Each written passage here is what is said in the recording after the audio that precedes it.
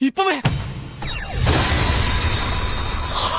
Bagaimana jika sebuah negara ingin menciptakan striker terbaik dunia? Lalu mereka mengurung 300 pemain muda di satu fasilitas pelatihan brutal? Itulah konsep dari anime Blue Lock. Setelah tim nasional Jepang gagal di Piala Dunia, seorang pelatih eksentrik bernama Jinpachi Ego mengusulkan ide radikal. Menurutnya, Jepang tidak kekurangan pemain berbakat. Masalahnya hanya satu, mereka tidak memiliki striker yang cukup egois untuk menjadi yang terbaik di dunia. Karena itu, 300 striker muda dikumpulkan dalam proyek bernama Blue Lock. Di tempat ini, mereka dipaksa bersaing satu sama lain. Yang kalah akan kehilangan kesempatan menjadi striker profesional. Dan hanya satu orang yang akan keluar sebagai striker nomor 1 Jepang. Di antara ratusan pemain itu, ada seorang striker SMA biasa bernama Yoichi Isagi. Awalnya, Isagi hanyalah pemain yang ragu pada dirinya sendiri. Namun, melalui berbagai seleksi brutal di Blue Lock, ia mulai menemukan kemampuan uniknya. Kemampuan untuk membaca permainan dan menciptakan gol di saat yang paling menentukan. Perjalanan panjang itu akhirnya membawa Isagi dan beberapa striker terbaik lainnya ke tahap terakhir dari seleksi Blue Lock. Dan disinilah cerita menuju ke ending season 1. Sahabat EOS, mantapkan sandaran atau posisi rebahanmu. Isagi bilang, jangan nunggu dipilih, jadilah yang bikin kesempatanmu sendiri. Artinya, stop nunggu momen jatuh dari langit. Mau dapetin si dia, DM, gerak, start, push. Jangan cuma rebahan doang. Oke, sekarang kita langsung ke akhir cerita season 1. Gaskeun! Setelah melewati berbagai pertandingan yang brutal, hanya tersisa beberapa striker terbaik di Blue Lock. Di antara mereka ada 3 pemain yang menonjol. Isagi, pemain jenius yang selalu mengikuti instingnya, Meguru Bachira, dan striker paling berbakat di Blue Lock, Rin Itoshi. Ketiganya dipilih untuk menghadapi tantangan yang tidak pernah mereka bayangkan sebelumnya. Sebuah pertandingan melawan pemain kelas dunia. Tim yang mereka hadapi bukan sekedar pemain biasa. Mereka adalah striker profesional dari berbagai negara yang sudah bermain di level internasional. Bagi pemain Blue Lock, ini adalah kesempatan pertama untuk melihat seberapa jauh level mereka dibandingkan dunia nyata. Pertandingan dimulai dengan tempo yang sangat cepat. Para pemain dunia menunjukkan teknik dan kontrol bola yang luar biasa. Namun, sesuatu yang tidak terduga terjadi.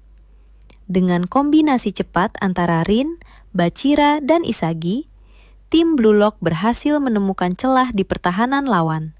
Isagi membaca pergerakan semua pemain di lapangan. Dalam satu momen sempurna, ia menemukan ruang kosong yang tidak dilihat siapapun.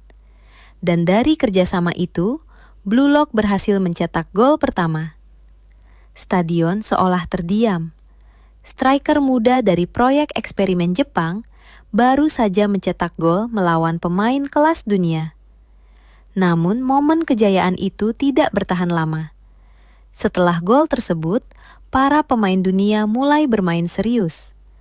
Kecepatan mereka meningkat, teknik mereka terlihat jauh lebih matang. Dan perlahan-lahan, tim Blue Lock mulai kewalahan.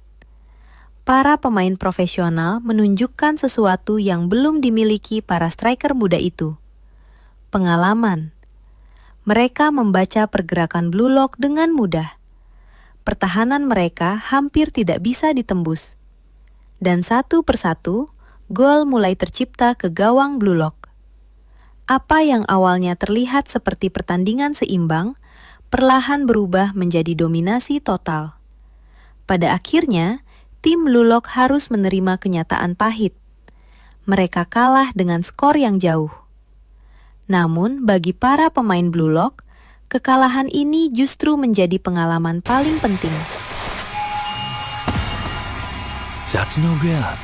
If you open your legs that easily, people are gonna think you're a loose guy.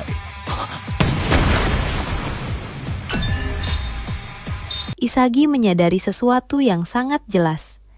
Jika ia ingin menjadi striker terbaik dunia, maka level yang harus ia capai masih sangat jauh di atas dirinya sekarang. Sementara itu, Rin melihat pertandingan ini dari sudut pandang berbeda. Baginya, kekalahan ini bukan bukti bahwa mereka lemah, tetapi bukti bahwa mereka masih belum cukup kuat untuk menantang dunia. Blue Lock tidak diciptakan untuk bermain aman. Program ini diciptakan untuk menghasilkan striker yang bisa mengalahkan siapapun. Dan untuk mencapai itu, mereka harus berkembang lebih jauh lagi. Setelah pertandingan selesai, seluruh pemain yang berhasil melewati seleksi dikumpulkan kembali. Dari ratusan peserta awal, sekarang hanya tersisa 35 striker terbaik di Blue Lock. Beberapa wajah lama kembali muncul. Namun, suasana pertemuan itu berubah ketika muncul satu pemain baru yang sangat mencolok. Leo. Mada ato hitori. Saigo no hitori wa. Seorang striker dengan gaya bermain brutal dan penuh insting menyerang. Namanya adalah Ryusei Shido. Shido bahkan dengan santai mengatakan bahwa ia menyingkirkan salah satu pemain kuat sebelumnya. Hal itu langsung menunjukkan bahwa kompetisi di Blue Lock masih jauh dari selesai. Namun kejutan terbesar datang dari pengumuman berikutnya. Federasi Sepak Bola Jepang mulai mempertanyakan proyek Blue Lock. Program ini dianggap terlalu ekstrim dan mahal. Karena itu, Jinpachi Ego membuat keputusan yang sangat berani. Untuk membuktikan bahwa proyeknya berhasil, para pemain Blue Lock akan menghadapi tim nasional Jepang U20. Jika Blue Lock menang, mereka akan menggantikan striker tim nasional. Namun jika mereka kalah, proyek Blue Lock akan ditutup selamanya. Dan di titik inilah perjalanan Blue Lock season pertama berakhir.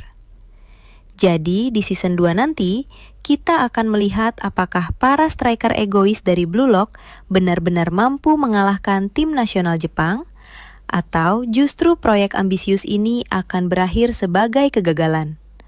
Dan dari sinilah cerita Blue Lock akan berlanjut ke babak yang jauh lebih besar. Bagaimana menurut kalian? Apakah Blue Lock bisa memenangkan pertandingan melawan tim nasional Jepang U20?